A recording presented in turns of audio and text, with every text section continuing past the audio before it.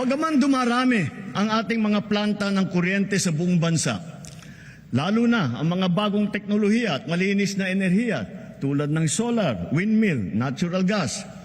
Bagaman kilalang-kilala na tayo sa buong mundo dahil sa pagpapahalaga natin sa renewable energy, naririyan pa rin ang mga problema sa enerhiya na damang-dama ng bawat Pilipino.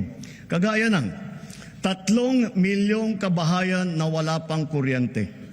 Palagi ang brownout at ang mataas na presyo ng kuryente. Kaya binibilisan nating mabigyan ng koneksyon at pinapalakas palalo ang kakayahan ng ating gumagawa ng kuryente. Pagpasok ng administrasyong ito, mahigit 5 milyon ang mga bahay na wala pang kuryente. Sa loob ng 3 taon, 2.5 milyong kabahayan ang ating nakabitan na may kuryente na sila. Sa susunod na 3 taon, halos 200 planta ang ating tatapusin. Ito ay may kakayahan magpailaw sa 4 milyong kabahayan o sa mahigit na 2,000 pabrika o sa halos 7,000 tanggapan at negosyo. Hahabulin at tutuparin ng DOE at NEA ang natatakdang dami ng mga kabahayang makakabitan ng kuryente ngayong taon hanggang 2028. Lalo na sa Quezon, sa Camarines Norte, sa Palawan, sa Masbate, sa Samar, sa Negros Occidental, sa Zamboanga del Sur. At sa pagtatapos ng 2028, dagdag na mahigit 1 milyong kabahayan pa ang magkakaroon na rin ng kuryente sa pamamagitan ng solar power home system. Para lalo pang makatipid ang ating mga kababayan at maipagbili ang anumang sobrang kuryente nila, isusulong na ng Department of Energy ang net metering program at pabibilisin din ng ERC ang proseso ng pag-aproba nito. Habang inaayos natin ang komplikado nating sistema ng enerhiya sa bansa upang maipababa ang presyo, pinapalawig pa natin ang lifeline rate. Bukod sa mga miyembro ng 4P, kasama na rin ngayon ang mga pamilyang nasa listahanan na maliit lamang ang kinikita at ang konsumo naman ay hindi lumalampas sa lifeline rate. Hindi ko palalampasin ang nangyari kamakailan sa Siquijor. Dahil sa malawakang brownout, napilitan pang magdeklara ng state of calamity sa lalawigan. Naperwisyo nito ang mga taga roon, ang kanilang turismo, kanilang negosyo, ospital, sari-saring serbisyo.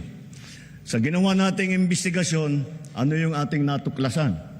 Mga expired na permit, mga sirang generator na halatang napabayaan, kaya sunod-sunod na bumibigay.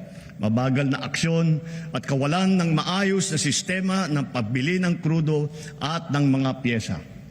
Ipinag-utos ko sa DOE, NEA at ERC na pabalikin sa normal ang serbisyo ng kuryente sa Siquijor bago matapos ang taon.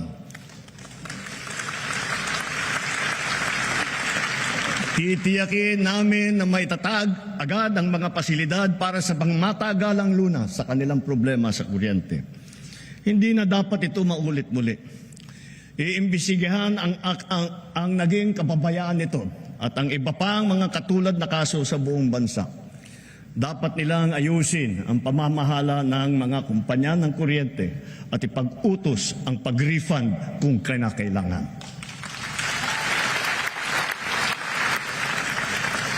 Tulad ng pagkain, nakasalalay ang buhay natin sa tubig. Marami tayong mga malalaking proyekto na nakalatag para sa butihing supply at malinis na tubig sa buong bansa. Meron din tayo mga makabagong sistema upang salayin ang tubig at gawin itong malinis para mainom, lalo na para doon sa mga taga-isla. Ganun pa man, marami kaming natatanggap na reklamo na hindi man lang daw umaabot ang tubig sa kanilang mga gripo. Sa lawak ng reklamo, lampas 6 na milyong consumer sa buong bansa ang kasalukuyang naapektuhan. Nakita ko na ang report. Kaya't ginagawa ng luwa ngayon ang mga mabisang hakbang laban sa palpak na serbisyo ng mga water district at kanilang mga joint venture partners.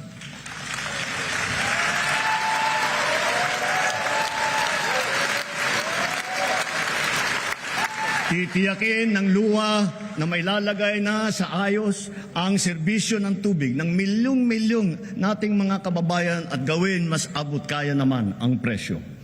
Higit sa lahat, titiyakin natin mapapanagot ang mga nagpabaya at nagkulang sa mahalagang serbisyong publiko na ito.